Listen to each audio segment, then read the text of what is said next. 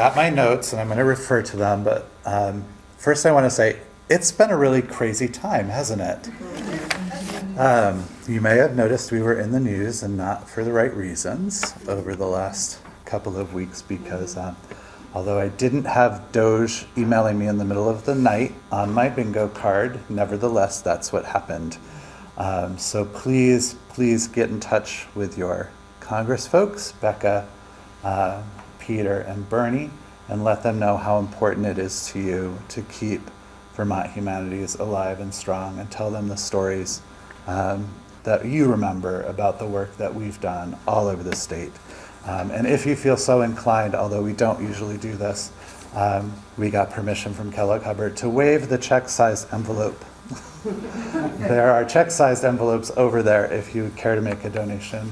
Please do so. You can take one home and mail it in or drop it off. We're around the corner at 11 Loomis Street. So again, I'm Christopher Kaufman-Ilstrup. I'm the executive director. And I'm here to welcome you for the Snapshot event for Poem City, Micmac Creation Stories with Poetry and Song with Prince Edward Island Poet Laureate Julie Pellessier Lush. Thank you for being with us.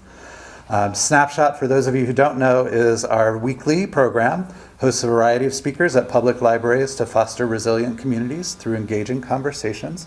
It used to be called First Wednesdays, so when you see Snapshot now, if you're familiar with First Wednesdays, Snapshot is the new version of that happens every Wednesday. We want to extend our thanks to all of the partners, including the Kellogg Hubbard Library, as well as the underwriters who worked to make this possible. The entire Snapshot season is sponsored by the Vermont Department of Libraries and the Institute for Museum and Library Services, with additional support from the Alma Gibbs Donchian Foundation, who has been with us for many, many, many years. We'd also like to give a special thanks to the Montpelier Community Fund for their support for events here in Montpelier. We come together across the state to listen, to learn, to be in community with each other. And a few housekeeping items, and then I will introduce you to Julie. The next Snapshot event next week is Vermont School Funding, Equity and Affordability with Stephanie Yu from Public Assets Institute. It'll be hosted at the Brownell Library, that's in Essex, at 6:30 p.m. on Wednesday, April 16th. But you can also watch it online if you don't want to drive to Essex, as you can with all of the Snapshot events. It's now my pleasure to introduce Julie. Julie Pellessier Lush is a Micmac storyteller, actor, drummer, best-selling author, and the first Indigenous Poet Laureate for Prince Edward Island. Julie is a cultural teacher and knowledge keeper. She finds inspiration from her elders as they bravely share their stories, and from today's courageous youth who are embracing and celebrating their rich culture. The multi-talented, heart-centered artist's contributions to the Mi'kmaq community and PEI have not gone unnoticed. She is the recipient of the Queen's Diamond and the Platinum Jubilee Medal, the Meritorious Service Medal, and the Senator's 150 Medal. Julie is currently writing a new children's book series with the 7 Sacred Teachings. Please welcome Julie.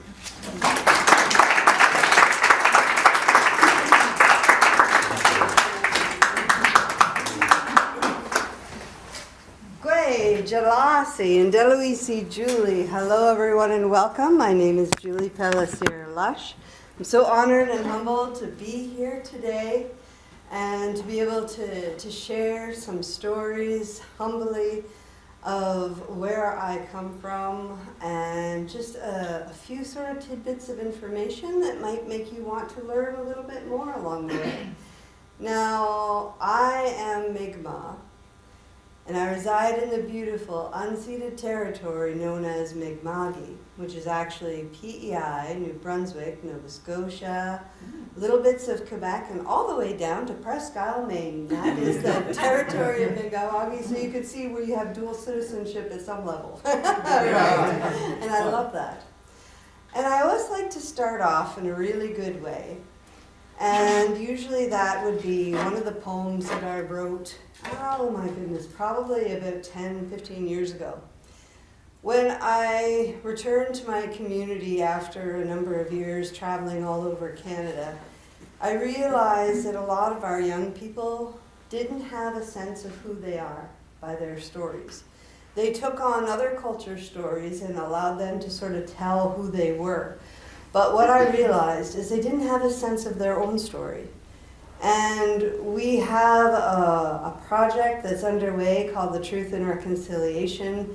And these are Indigenous leaders all across Canada, and they talk to all the Indigenous groups, and they combine all the information, and they realize that it is a human right for every individual to know where they come from.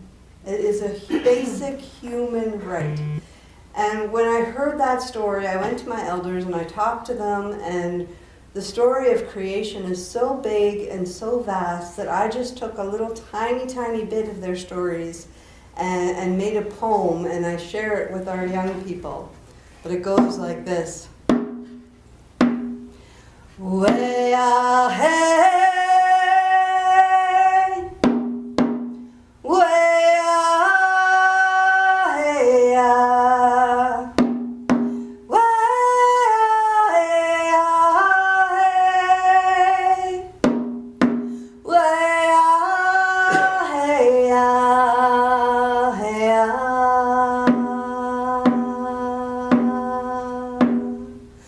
long before the eagle flew in the sky with his beautiful motion, there was a being the Mi'kmaq people called the Wise One. Now the Wise One lived with all of his knowledge and power, and he had to figure out what had to be done. So the Wise One sat in the darkness, and he looked around, and he realized that it was time. It was time to make the beautiful universe as it is. So he looked up into the sky, and he started to create all of the galaxy, all of the universe. And as he did, he smiled. And a beautiful music came from his tongue and his mouth.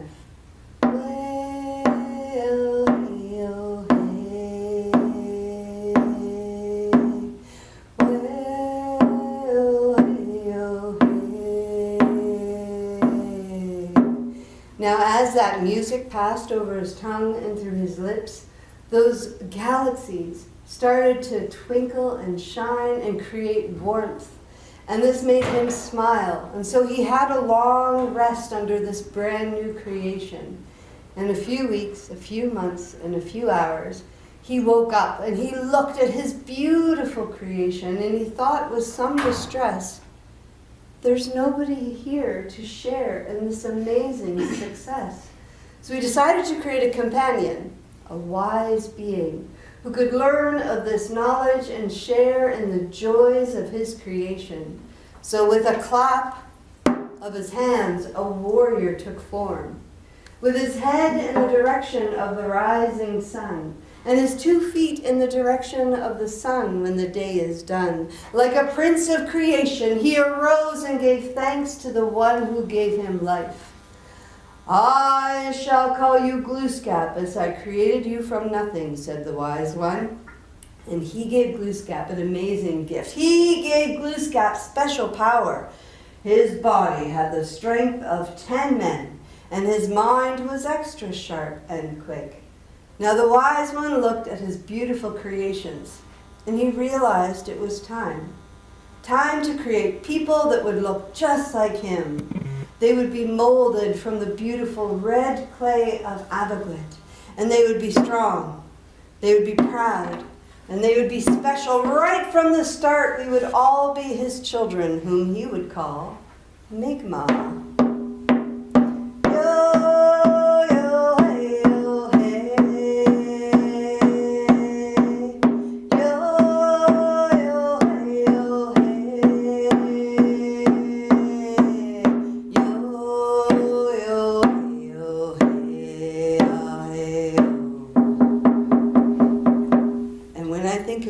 It really allows our children to know, and all children should know, that they were created to be exactly who they are, and to have that knowledge that they were intended to be here. They weren't a mistake. They weren't something that was wrong and had to be fixed. They were intended to be there. And so when I listen to these stories and I try to create different parts of it, And over time, I think I've created about 5 parts of creation, because creation is, you look outside and everything that has been around from time immemorial.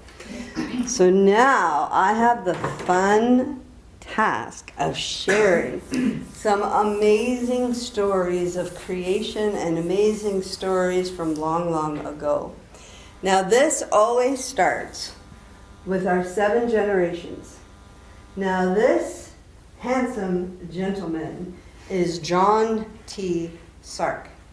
Now he was the chief of the Mi'kmaq people on Prince Edward Island in the early 1900s, late 1800s. And they say that he is the most photographed Mi'kmaq person in all of history. He stood about 6'3", long jet black hair, well there it's nice and coarse and trim, and dark eyes and a nice chiseled chin, and he wore his regalia in the 1900s up and down the streets of our capital city of Charlottetown, and people would be like, wow, look at this guy, because he was a figure you can well imagine. And he held his role with much dignity. He was even given the Queen Victoria Medal in 1919, and one from one of the popes, I can't remember which one, but all of his regalia has the gifts that he's been given by people who recognize that he was a person that had a lot of good to offer. So I love to start it out with him. Now we'll back up just a titch. Now this beautiful lady right here, her name is Margaret Thornton. And for many, many years, the story that I had been given was that she grew up on the eastern side of our island with a family called the Thorntons.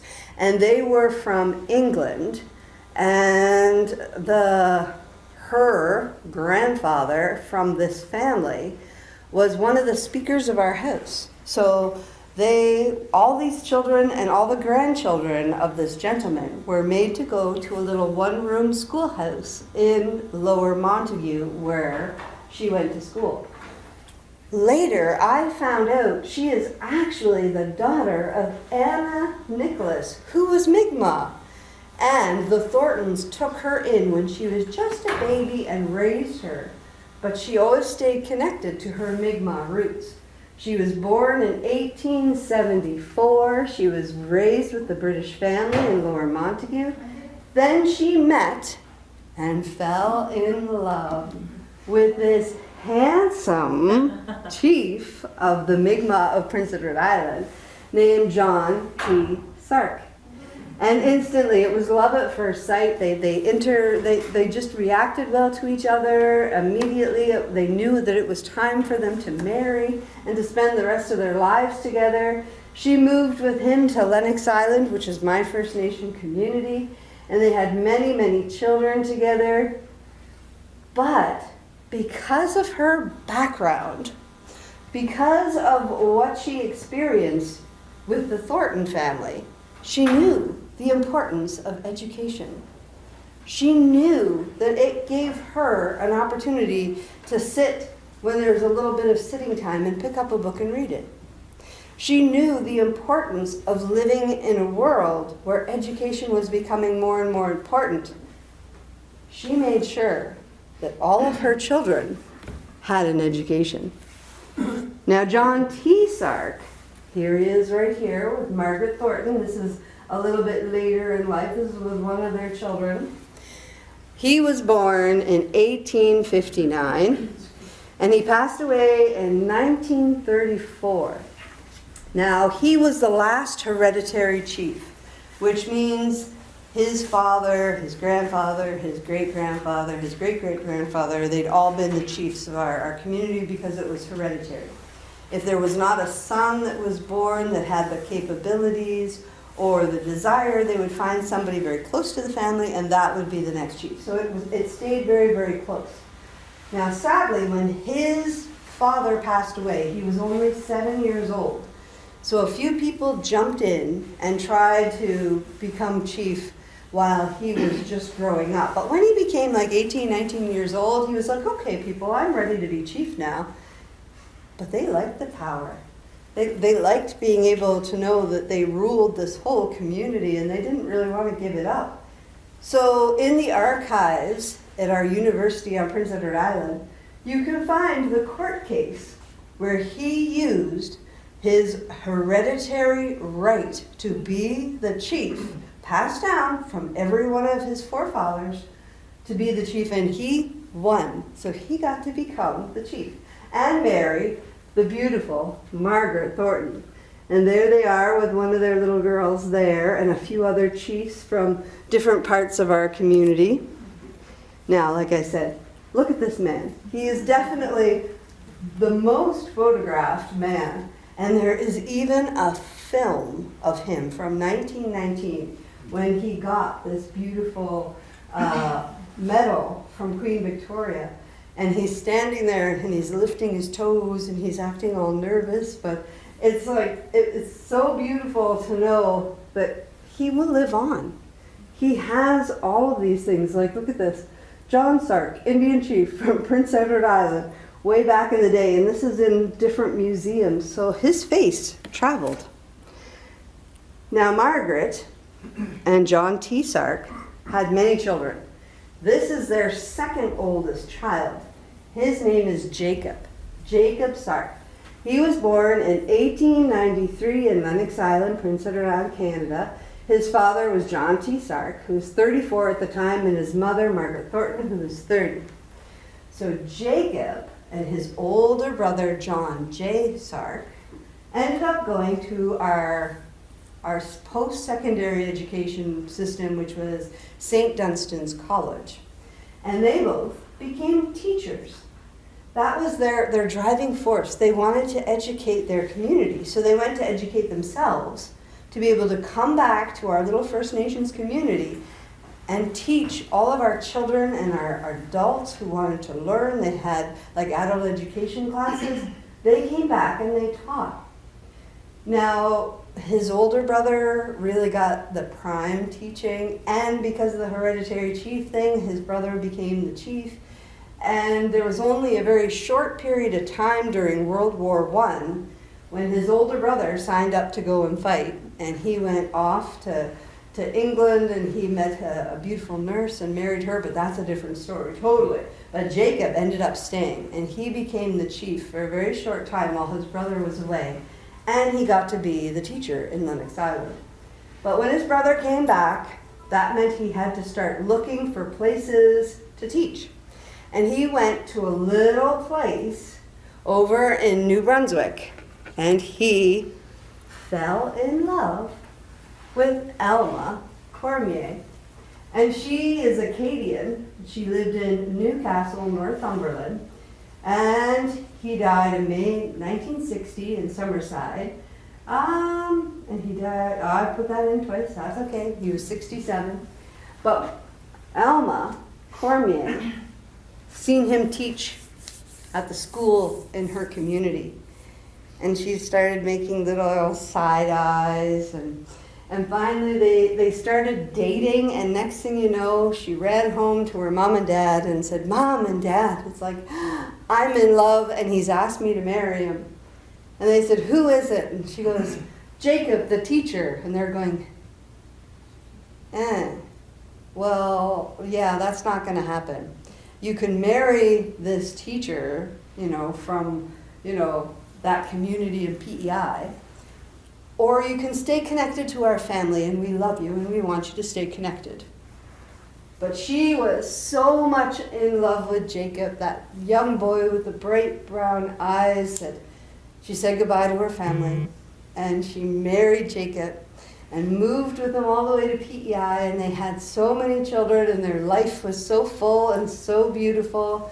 And she brought to our little community making of patchwork quilts that was really big in the Acadian community in our country. We had these beautiful, they put patterns in every square of these quilts, and they could become really intricate, or if it's for a small child, she would put like little dinosaurs, or she made them so beautifully, and she brought that to our community and taught all of our women how to make them.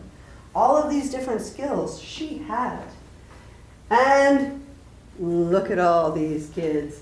This is just a part of the kids that they had together. All of these kids so happy and just looking to the future, and they had them. They had that. Now, there she is with Jacob in much later years. And there she is.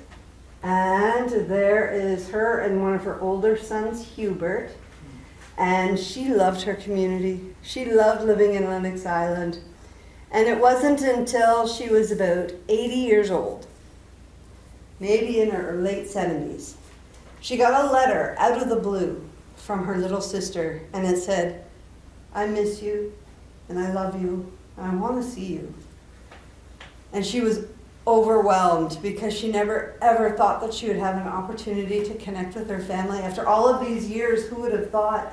And she said, yes, 100 times yes. And her little sister got her granddaughter to drive her over to PEI. And they sat in her little kitchen and they had tea and they caught up like they hadn't been missing each other for 65, 75 years.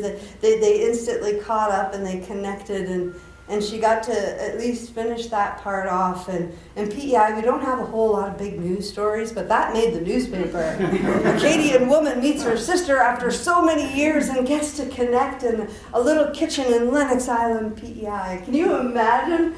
And just the joy in being able to show her little sister her kids and her grandkids, and at that point her great-grandkids, and to be able to showcase all this love that she had and how happy she was.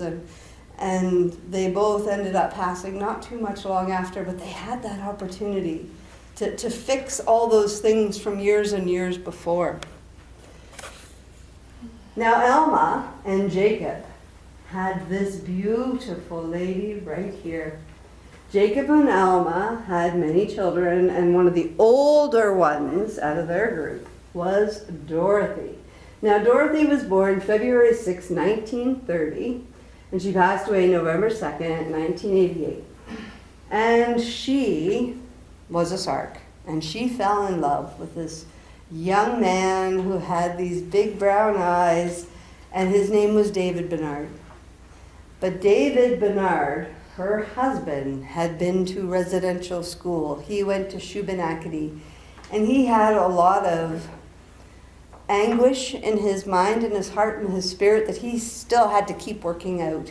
And so that led to a little bit of drinking and those sort of things that weren't very good. But at the same time, they loved each other, and she supported him, and she picked him up when he would fall down, and ditto. But that made it really difficult because they ended up having about 17 children. Even though with all the roughness, they still had 17 children. And I had 5, and I'm thinking, how in the heck would you feed 17 children?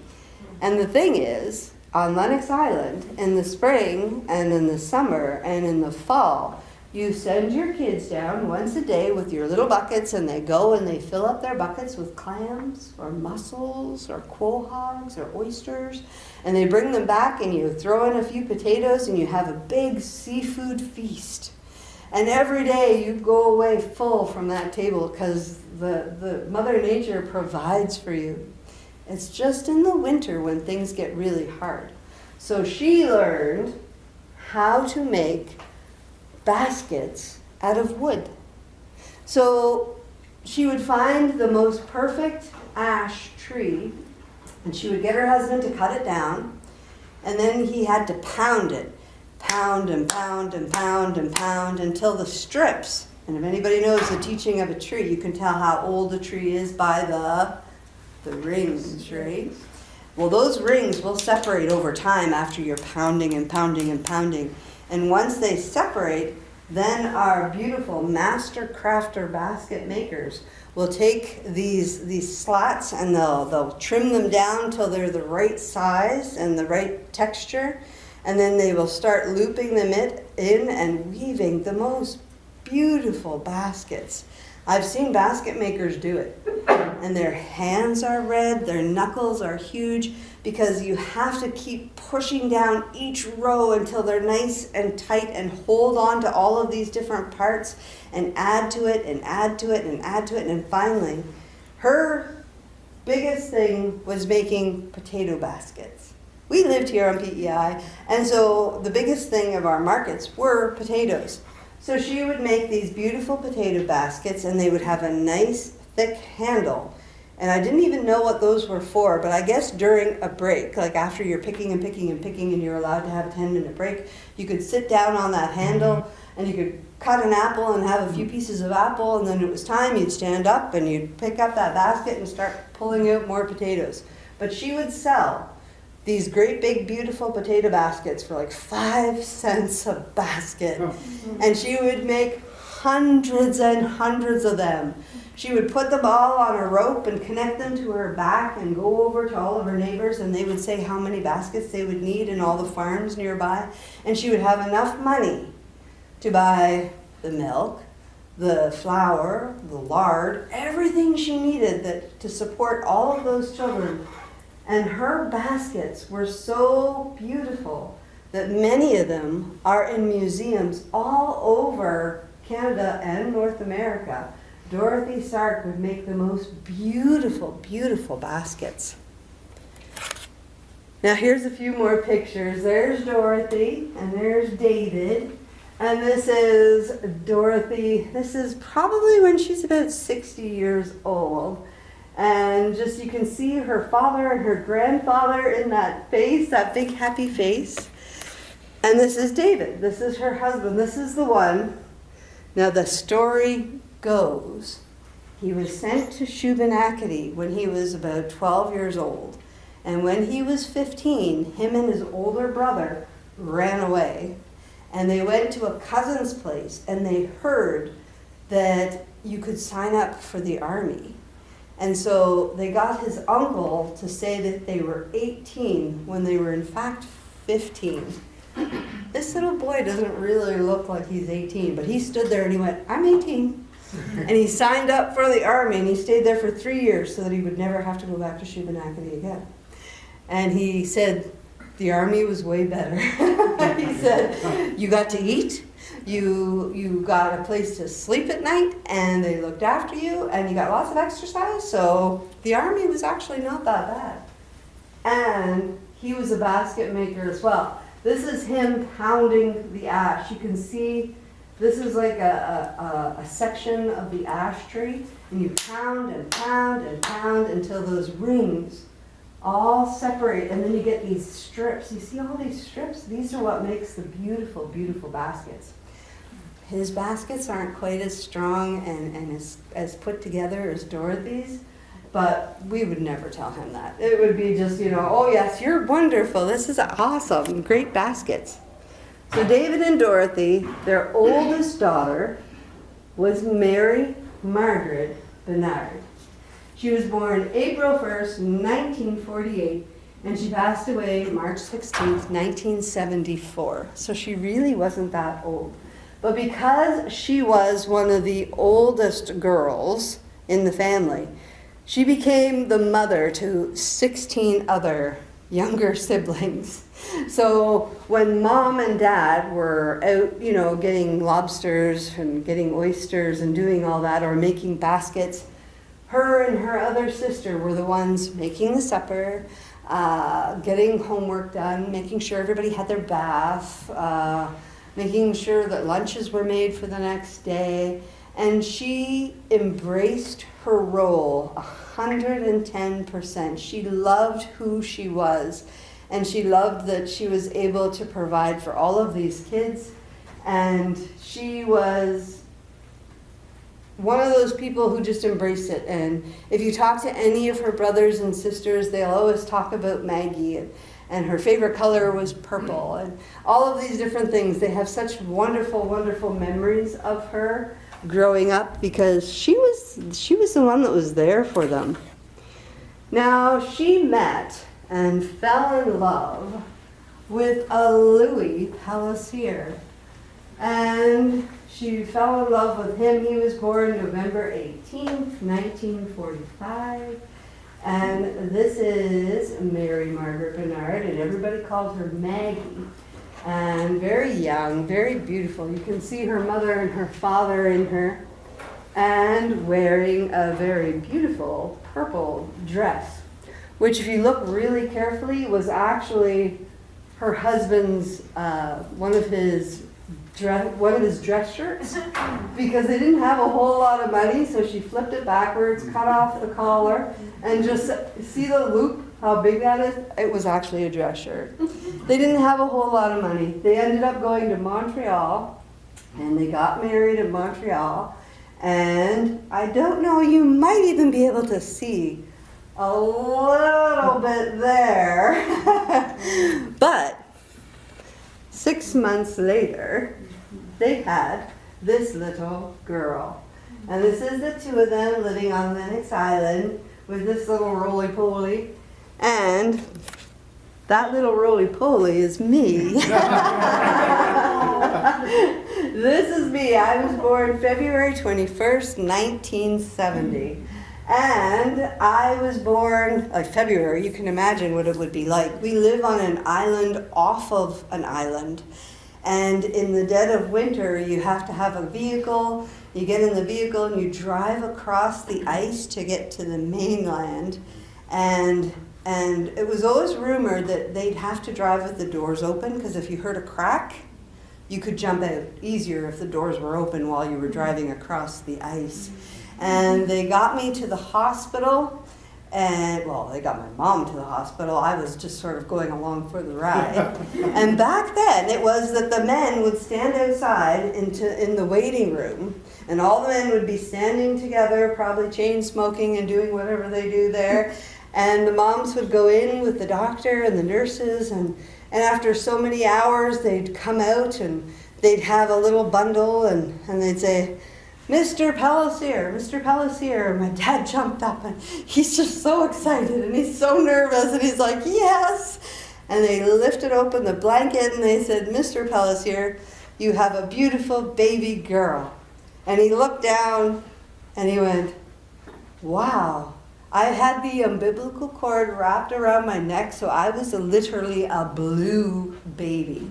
He thought, I thought she might be dark, I thought she might be white, but I did not think at all that she would be blue. This is going to be really difficult to help her, but I'll be there for her because I love her. My favorite bedtime story, going to bed every night. I'd be like, what was it like when I was born? And he would tell me, and I'd be like, oh, that's so amazing. And he ended up deciding that they couldn't live in the community anymore, and so they bought a little house outside community. And they started their own little lives. It was him, it was me, it was my mom. But by the time I was about 2 years old, my mother started having fainting spells and not feeling good at all. And back in the early 70s, we didn't have really great doctors, a whole bunch of things, like the medical thing was not really good there. And they kept just sending her home saying, well, if it continues, just keep coming back. And then finally she went, and finally they said, well, we're going to send you to a specialist over in New Brunswick. So they had to get on the ferry, leave Prince Edward Island, and go to New Brunswick, and they got a time, and they met with the doctor. And then a couple weeks later, they had to come back. And as soon as they sat down, the doctor said, your wife has lymphatic cancer. It's traveled through all of her lymphs. And at the stage that she's at right now, she probably has about a year.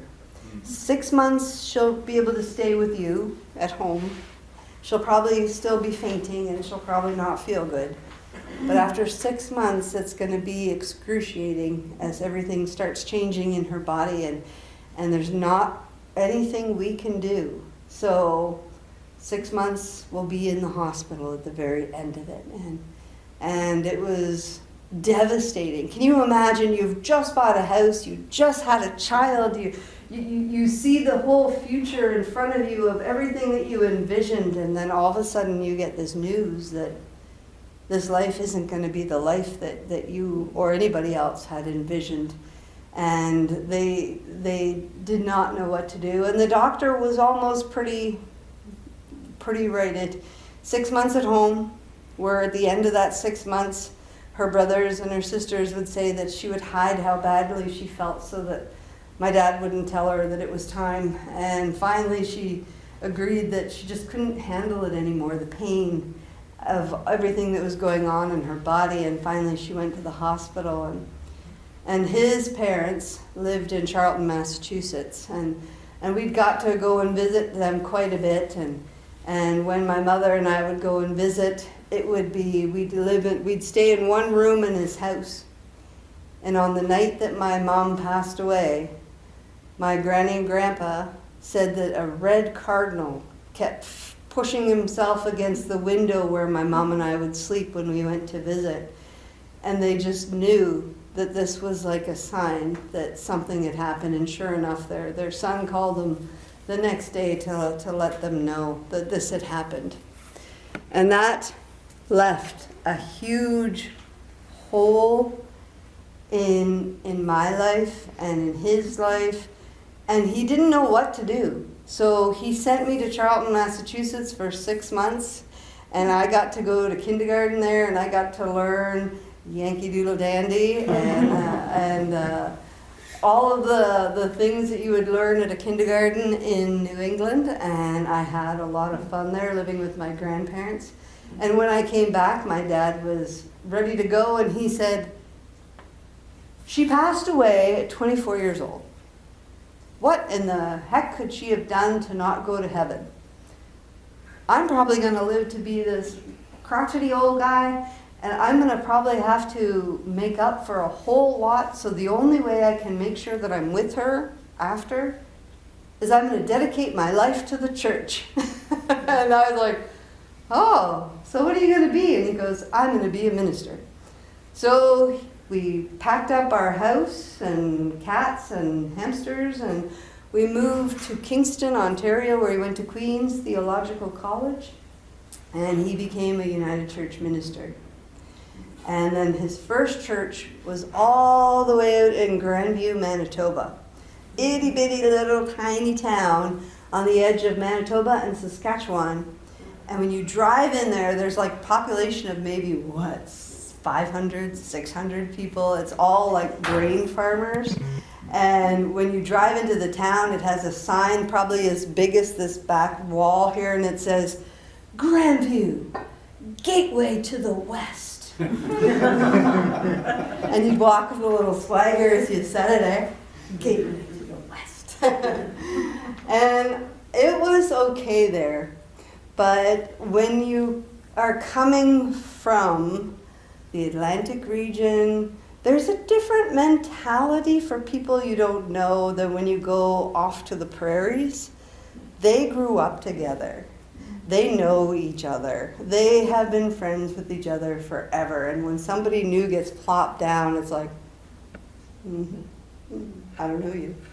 It's like, and it took so long for me to even just gather some friends. But they say everything happens for a reason. So I was about, 10 years old when we moved there.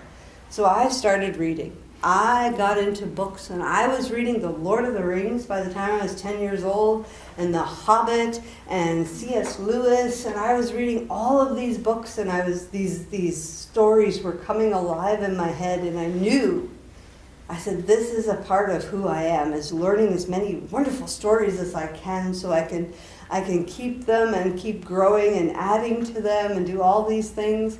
And it really helped keep me in my stead. And then my father fell in love again when I was 13 years old. That never goes well. Like, you try and blend it in, but when you are 13 and when you are a new wife, there's certain things that are easier or should be easier. And it wasn't easier. And so by the time I was about 17 years old, I decided it was time for me to go to where the big lights were, to find my own adventures. So I moved to Winnipeg. I was so excited. I was like, here I am. And you know what? Nobody's going to know who I am. I can just live here and do whatever I want here. And so I finally got my very first job at a coffee shop. But you know what the good thing about working at a coffee shop is? You never go hungry.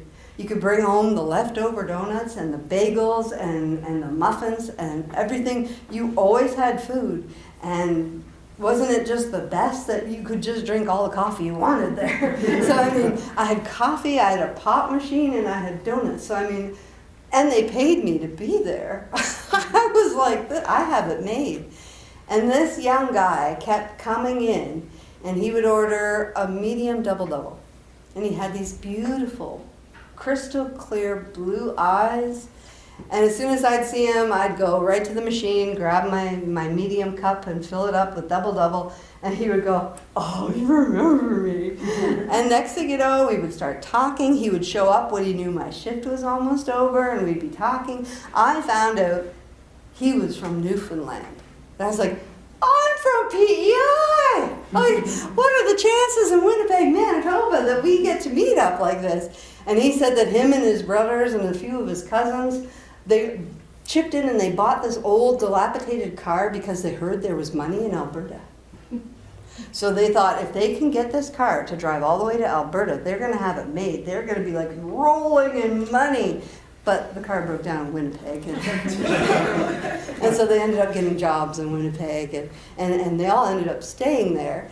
And so this is my husband. We got married not that much longer after. I always say I was, I think, 21 in this picture. But it must be genetics, because it's like, I would not guess that girl up there would be 21. I would think she would be much, much younger. And there we are with our two little ones there. And there he is with his football jersey. He loves the Winnipeg Jets still. Everything is all about the Winnipeg Jets. And this is our family now. We have me and my husband. This is my oldest boy, Richie. My oldest daughter and only daughter, Brittany, and Sean, and Keegan, and Warren, and my granddaughter, Maya. And my son didn't have any kids, so he made sure that he put his dog in the picture with us. And that's Richard's beautiful. And this is our amazing family. Now, we did end up moving back to PEI very shortly after. And we just knew that it was time. My sister, she ended up becoming the chief of our community. And she got to fly around to all the places for our First Nations meetings and stuff like that. And she would come to Winnipeg every once in a while, and I would pick her up at the airport, and we'd get to visit for a little bit. And she was like, you don't see what it's like here, do you? And I'd be like, no. And there's like graffiti all over the underpasses, really hateful graffiti. And we had like the car theft capital of Canada. We had Indigenous women going missing that were living in Winnipeg. Constantly, every day you'd hear about somebody going missing. And she goes, I just want you to come home. I'm scared for you. You have all these kids and they're going to grow up here and they're all going to get lost. And so I said, okay. So we packed up our little family, got a big U-Haul, drove back to PEI, and we started our life there. Now, my oldest daughter and only daughter, Brittany, we had her July 1st, 1992. Now, she became the one, sort of the flame that wanted us to constantly go and talk to the elders. Hear the stories. Tell me about my grandfather. Tell me about my great-great-grandfather, John T. Sark. Why was he the most photographed Mi'kmaq man? Who are these people? What are the stories? And I would go with her and we'd talk to these elders and I would hear these stories and I would go, oh my goodness, we need to save these stories somehow. And she was the one who wanted to learn, this is a jingle dress. She wanted to learn all the different dances. She wanted to be able to drum and to sing and to be able to go to powwows. And she was the one who just really wanted to connect because she'd been missing that in Winnipeg. Because the Mi'kmaq don't necessarily come from central Canada. We come from Atlantic Canada. In Winnipeg, we have like a lot of Sioux and Cree, Ojibwe, and those groups. But all of a sudden they go, well, what are you? And I'm going, I'm Mi'kmaq. And they're like, oh, cool. But it's like I wouldn't be invited to their sweats or their ceremonies. Like there wasn't that sort of connection back then. And so when I came home is when I found that connection. And I got to figure out who I was so I could pass it on to them. And then Brittany, once she came of age, she fell in love with Ricky Andrew, and they had my granddaughter Maya. And this is an old picture, but I absolutely love it. She was born in a time where in Charlottetown, PEI, we have an Indigenous Head Start. So any kids from the ages of 2 to 4.5, 5, before they go to kindergarten, they can come to this Aboriginal Head Start, and they have elders there that teach them the language, and they sing with them in the language. And when they graduate, they're given an eagle feather for all the hard work that they do while they're going there. And they get regalia that they get to help make. And when they leave this Head Start, they can go to any Maui-Omi, any powwow and dance because they're ready to be a part of their community. And she got to grow up with all of that. My children, I didn't. My mother didn't. My grandmother didn't. My great-grandmother, none of them did. But when I see this now, it's like it's able to come full circle. And that makes me so happy. And these are just some pictures. This is her. You know, I always say she's one of those little girls that if she says to me one day she wants to take over the world, I don't think she can, but I'd be a little nervous. Because she's going to really, look at that. If she wants to, she will try as hard as she can. And there's her and me, and then there's a third. Look at that face. Like I tell you, she's like, I don't think I'm going to smile this time. Yeah, it's just exactly who she is. So when I think of the women in my family, we have Margaret Thornton, Alma Cormier, and Dorothy, and Maggie, and me, and Brittany, and Maya. That is my 7 generations. We did not see time exactly the way we see it now. When we have to make a decision, especially something that involves our nation or our community, I have to think back and think, what gifts does my mom give to me to help me make this decision? What gifts does my grandmother, my great-grandmother, my great-great-grandmother, what gifts do they give me to help me to make this decision? And that isn't it. That's just half of it. The other half of it is, how will this decision impact my daughter, my granddaughter, my great-granddaughter, my great-great-granddaughter? We see things in terms of 7 and how we have to make decisions. Like right now we have been talking about working towards our treaty rights that we have in Canada. And sometimes you will get to a community where the community says, give us all the money now. Just take the money that you get from this and just give it out right now. But what does that do for the next generations? If you save some in trust so that in 5 generations those kids will still get a little bit of a benefit from being a part of our community, that money can stretch out if you do it in a really good way. All of these things, these decisions are so, so important. And then the biggest takeaway that I always have of this presentation is Margaret Thornton brought the love of education. She brought that need to make sure that pretty much every one of us went to university, well, except for Maya. But all of us made sure we had some post-secondary. We made sure that we made ourselves, they call it Nadugulam, which is 2-eyed seeing. which means with one eye, I'm looking out with the cultural knowledge that my ancestors have taught me, but I also have the knowledge that will keep me in my stead today.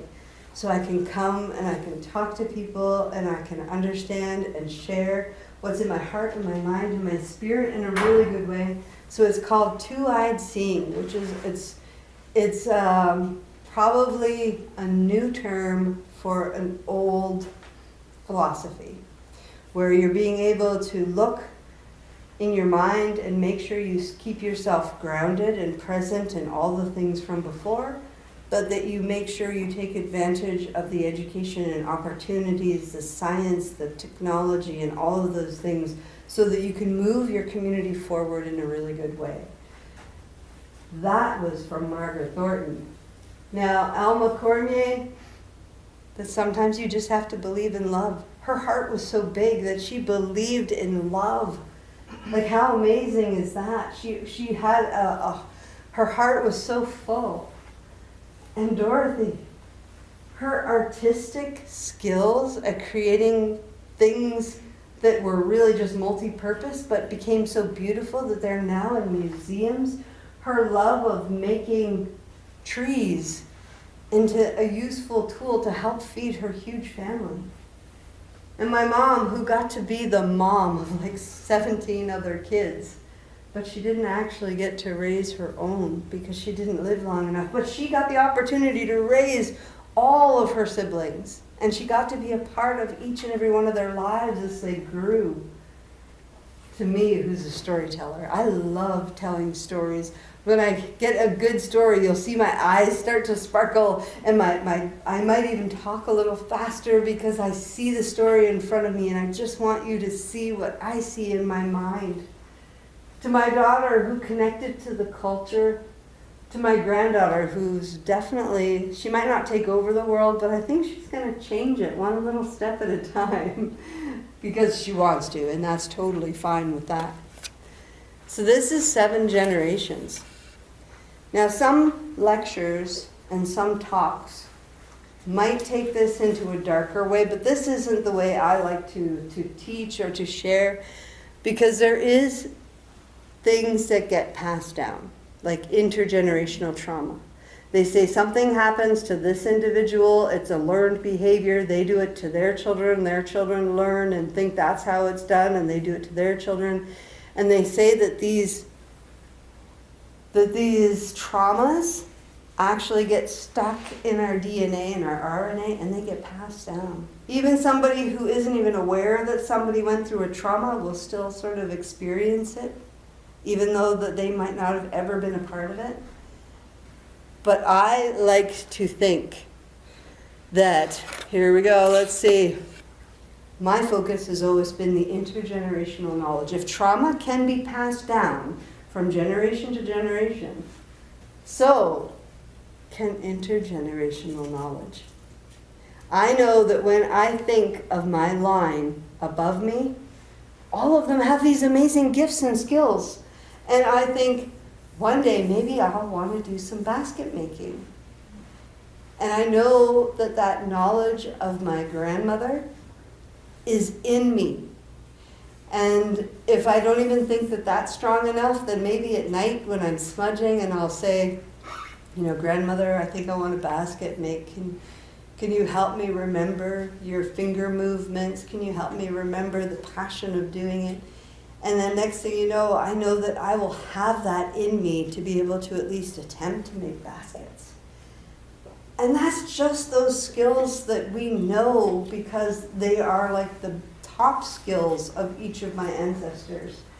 There's so many skills, and that means the bigger picture is that all of us have our ancestors that are there and have passed down all of their knowledge, whether they are writers, whether they are singers, whether they are really heavy-duty thinkers, whether they're scientists, whether they're really, really good with children and children just make their hearts swell.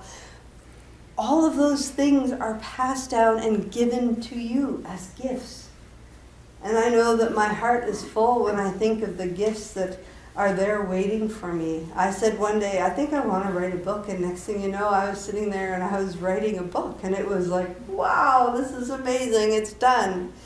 And the only reason that I wrote that book is because I was pregnant in my 30s with my youngest son. And it's way different than when you're 18 and 19. When you're 18 and 19, they say, see you in 9 months, yeah, you're pregnant. When you're 30, they're like, we're going to have to test you for this and this and this, and we're going to have to make sure that you're doing okay and the baby's okay, and you know, you're geriatric. I was 32 years old. I was like, what? It changed my perception. I thought, what if I don't survive?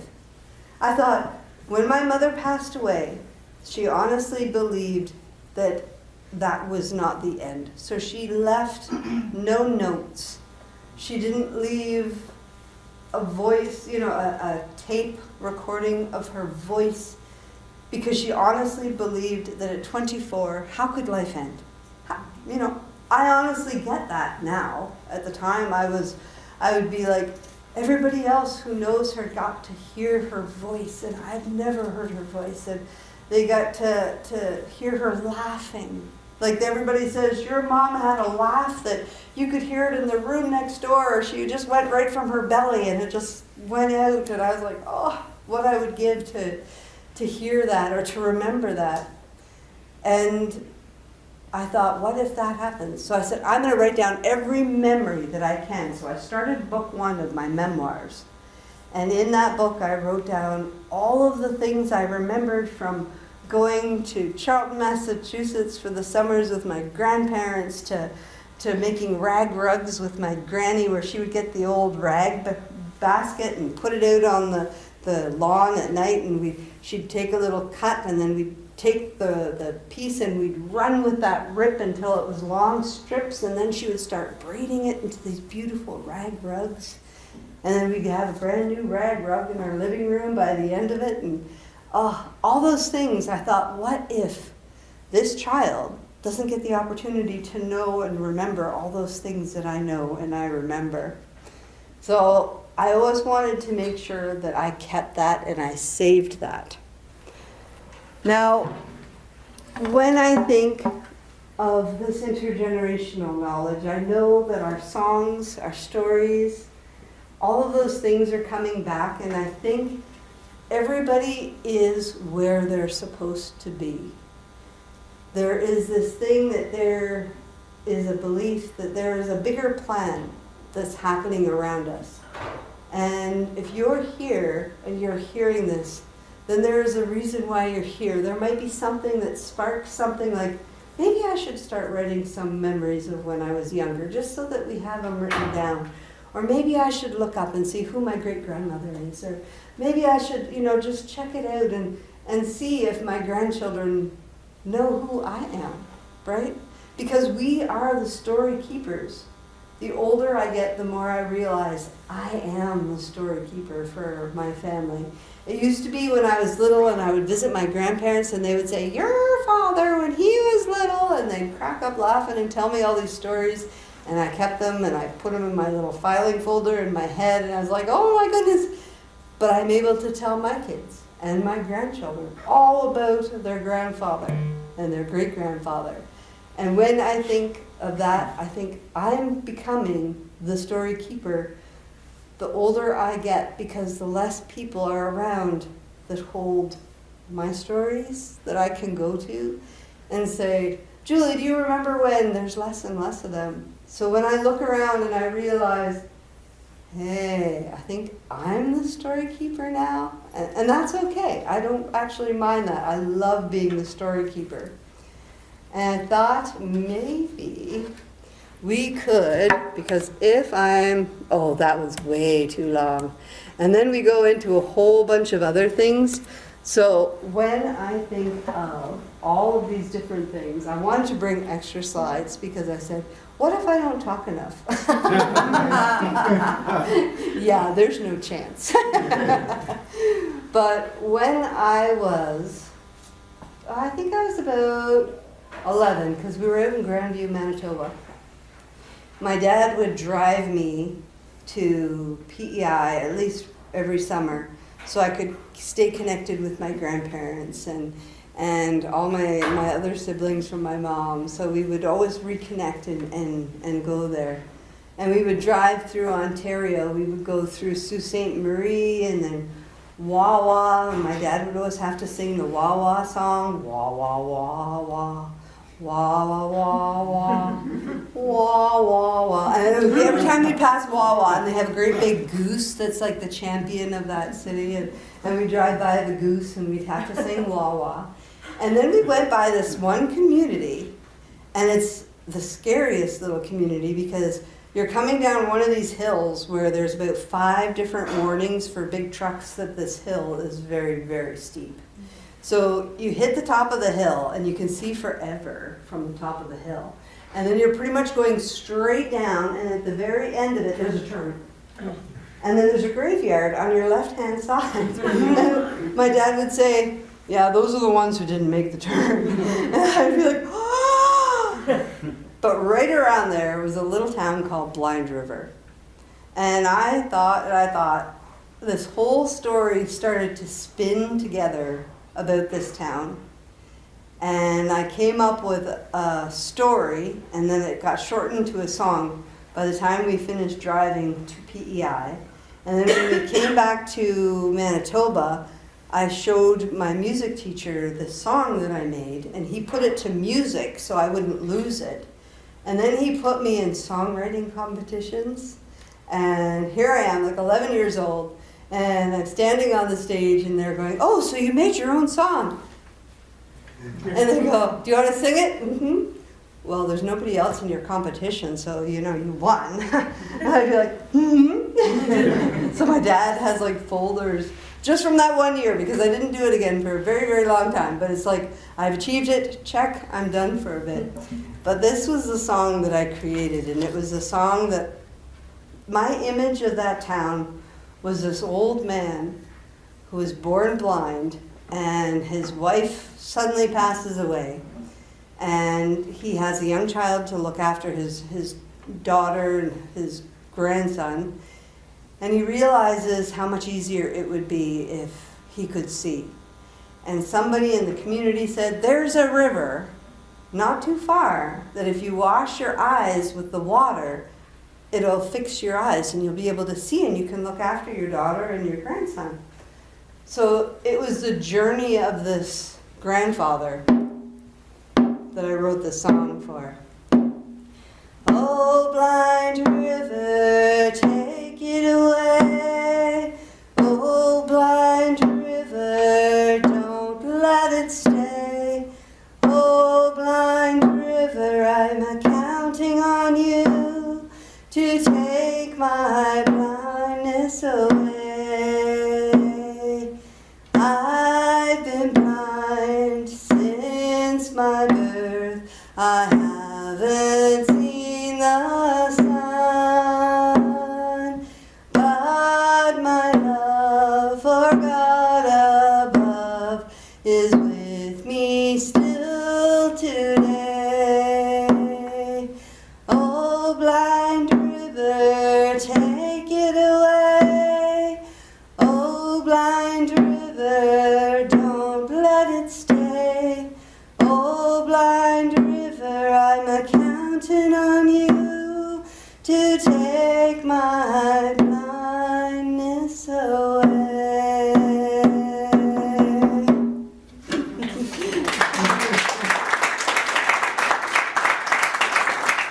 Thank you so much. Now, the funniest part of that is they tried putting me in competitions for different singing things. And my dad grew up partly in Valley Stream and then in Charlton, Massachusetts. And in the 60s, he was sent down to the south, and he lived with a family there to help rebuild a church that had been burned down by the KKK. And he spent his life trying to dedicate to that, where he wanted to see everybody treated equal. He wanted to see everybody, So as a young teenager, he went down south and he lived with his family And he said, that's what love was. I didn't know what love was till I went down there. We actually talked to each other at the supper table. You know, how are you doing, son? Oh, really good, Dad. And he's like, this is really fun. I love this. But he began to learn as they were working to sing in their beautiful, beautiful rhythms. And he taught me as I was growing up. And so they asked me when I was doing these singing competitions to sing these songs. And they said that at my age, I was singing them too old for my voice. But just a tiny, tiny bit of an example, it would be like, Amazing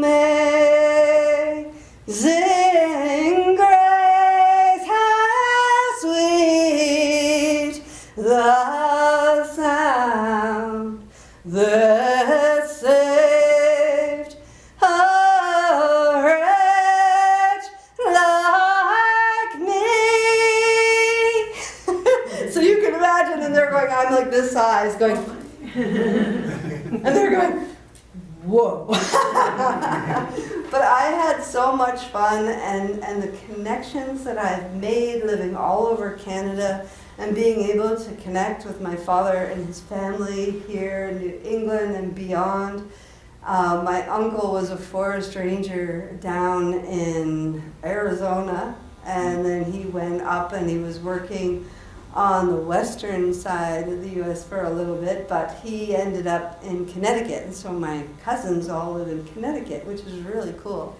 So we're all interconnected at some level or another, and I so appreciate you guys taking the time to come and to hear my stories of my 7 generations and how interconnected not only we are with each other, but of all the ancestors that we have above us and all the descendants that we have coming after.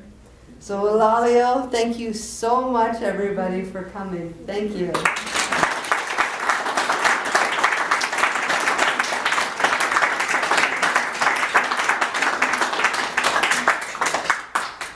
And I don't know how you want to do it, but I thought I would bring a couple things for door prizes. I don't know, we've got 5 right here. I have 3 of my ghost story books of PEI, which is still good. Children can read it, it's not that hard. But we also have a theater group, and we have 30 young Indigenous kids that came together, and you know it's not 100% perfect, but they did so well coming together and singing and making a CD. Anybody here watch Mr. Bean? Yeah. Do you remember the Hallelujah one?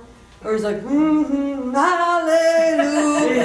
You'll hear that every once in a while where the kids go, I remember that part of the Mi'kmaq song. And then other times they'll be like, you know what I mean? So I can even leave them here, and if you wanted to make sure that people got them, that would be awesome. Excellent, lovely, thank you. But definitely ghost stories. Well, Lalio, thank you so much, everyone.